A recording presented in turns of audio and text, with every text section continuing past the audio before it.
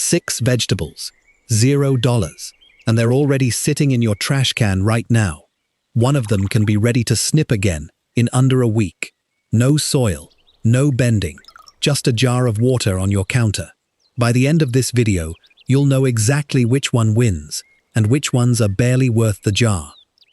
Quick note, this is general food safety guidance, not medical advice. Also, onions and leeks are toxic to cats and dogs, so keep these jars where pets can't reach. Kids are generally fine around them. We'll go through all 6, fastest to slowest, using methods pulled straight from university extension offices and long-time kitchen gardeners. And we'll include a few details most lists skip. Let's start with the fastest of the 6. Put it in a jar tonight, and you could be using it by next week. Number 1. Green onions.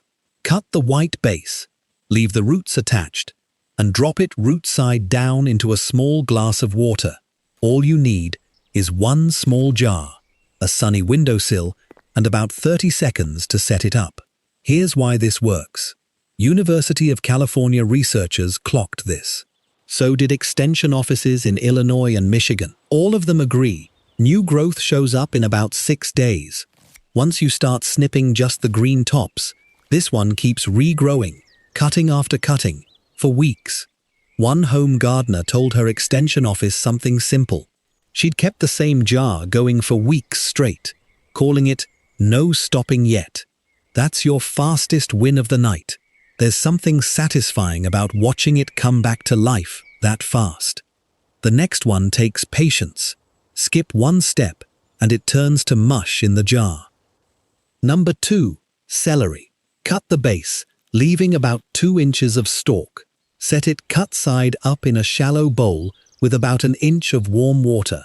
New leaf growth shows up in just a few days. Change that water every single day. This one step makes all the difference.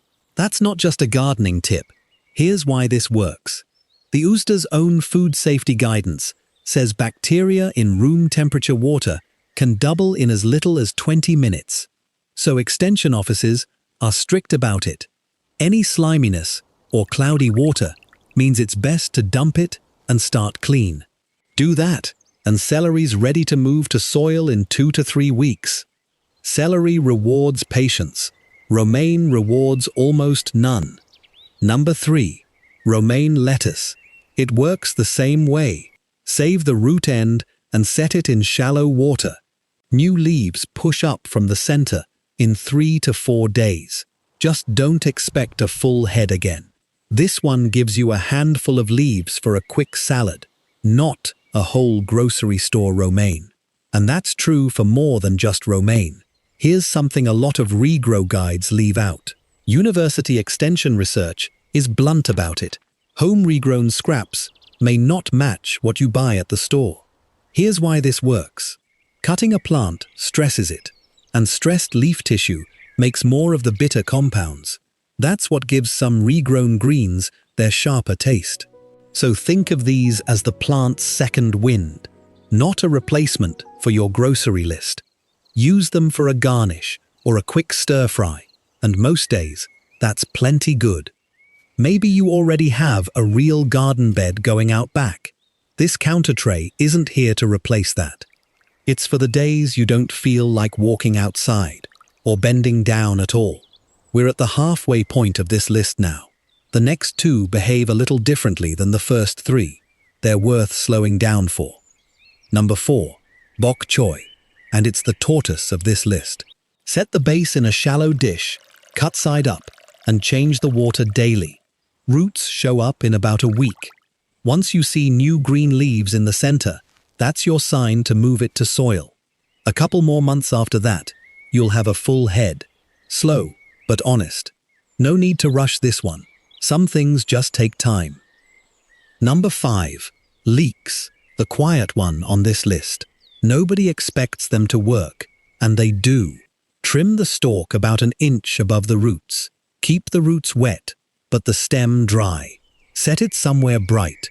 6 to 8 hours of light, if you can manage it. New green shoots show up from the center in about a week. This one can keep going in water alone for weeks, sometimes months. It won't need soil right away. Perfect for free soup greens in the meantime.